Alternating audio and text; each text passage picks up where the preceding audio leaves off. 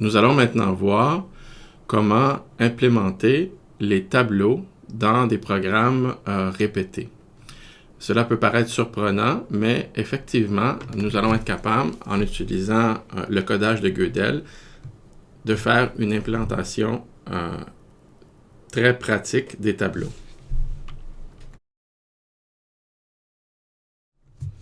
Soit PK, le km nombre premier.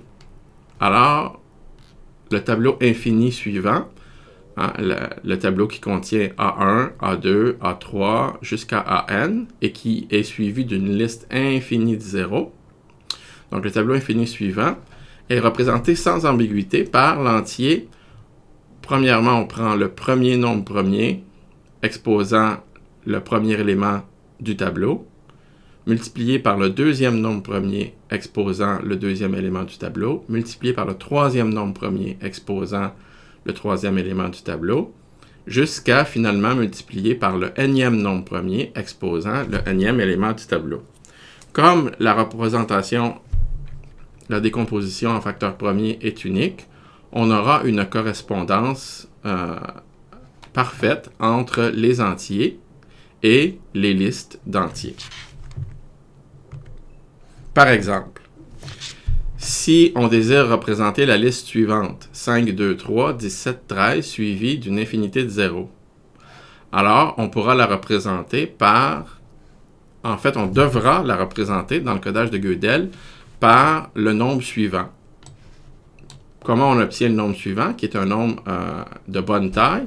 Eh bien, on prend le premier nombre premier exposant le premier élément, donc 2 exposant 5, multiplié par le deuxième nombre premier exposant le deuxième élément, et ainsi de suite. Les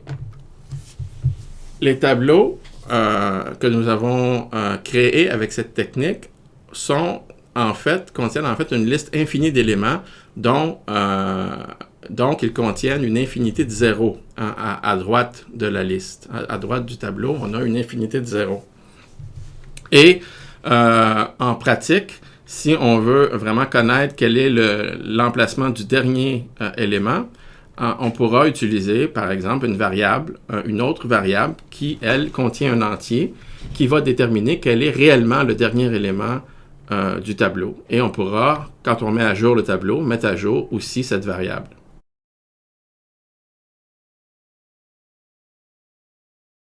Lorsqu'on est capable d'implanter les tableaux, eh bien, on va évidemment être capable d'implanter des tableaux de tableaux, ou si vous préférez, des listes de listes. Imaginez qu'on désire représenter la liste de listes suivante, et donc 1, 2, 3, puis 4, 5, puis 6, 7, etc.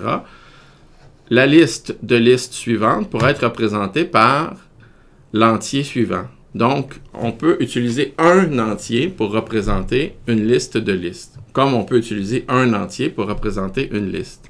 Et donc, on aura le premier nombre premier exposant la première liste, multiplié par le deuxième nombre premier exposant la deuxième liste, multiplié par le troisième nombre premier exposant la troisième liste. Et chacune de ces listes-là est elle-même représentée avec le codage de Gödel.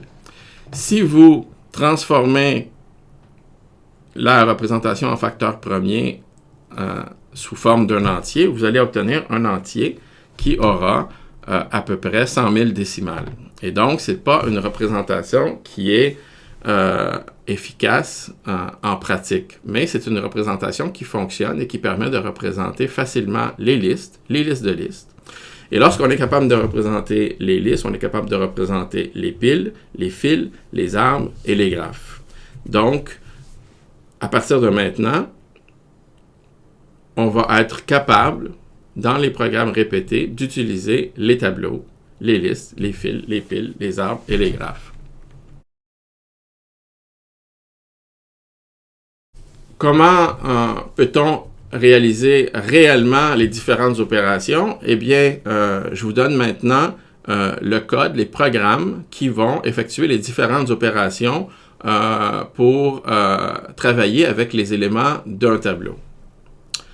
La première opération dont on a besoin et tabval. Tabval va être une procédure qui nous permet, va être un programme qui nous permet d'aller chercher le R deuxième élément du tableau R1. Donc ici, R1, c'est un entier qu'on interprète comme un tableau, et R2, c'est un entier qu'on interprète comme une position. Et le programme suivant va nous dire quelle est la valeur du R deuxième élément du tableau R1. Bon, comment on va procéder? C'est pas excessivement complexe. En fait, nous allons premièrement calculer, étant donné qu'on cherche l'élément R2, on va calculer le R deuxième nombre premier. Une fois qu'on connaît le R deuxième nombre premier, ce qu'on va faire, c'est qu'on va, en fait, diviser notre tableau par ce nombre premier jusqu'à ce que on ne puisse plus diviser. Et on va compter, hein, à chaque fois, on va compter 1. Et donc, comme je l'explique, on va diviser le tableau par le nombre premier approprié jusqu'à ce que ce soit impossible de diviser. Et le nombre de fois qu'il est possible de diviser le tableau, en fait, représente la valeur à cette position. Je vous invite à étudier le code à tête reposée.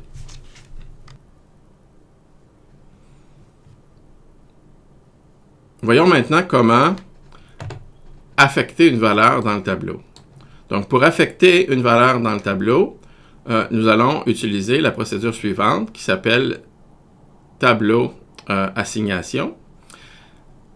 C'est une procédure qui va utiliser trois variables.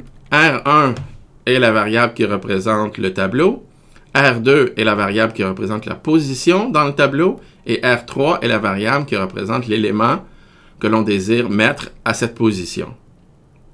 La façon dont la procédure va fonctionner est relativement simple.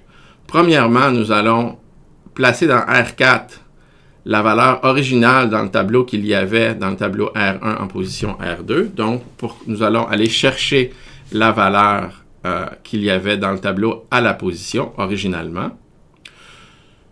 Nous allons ensuite calculer le R deuxième nombre premier. Pourquoi? Parce que nous allons prendre le R deuxième nombre premier exposant la valeur qu'il y avait dans le tableau et nous allons mettre ça dans la variable R6. En mettant cette valeur-là dans la variable R6, il va être possible pour nous de diviser le tableau par R6. Et lorsque nous allons diviser le tableau par R6, l'opération que nous allons réellement accomplir est de remettre à 0 la valeur, puisque nous avons calculé dans R6 le R deuxième nombre premier exposant R3. Une fois que nous avons fait cela, on peut calculer finalement la valeur que nous allons mettre en position R2.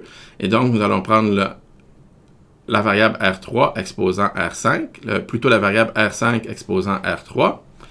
Et finalement, nous allons multiplier R0 par la valeur. Je vous invite à étudier le code, encore une fois, à tête reposée. Ceci est le code pour affecter une valeur dans le tableau.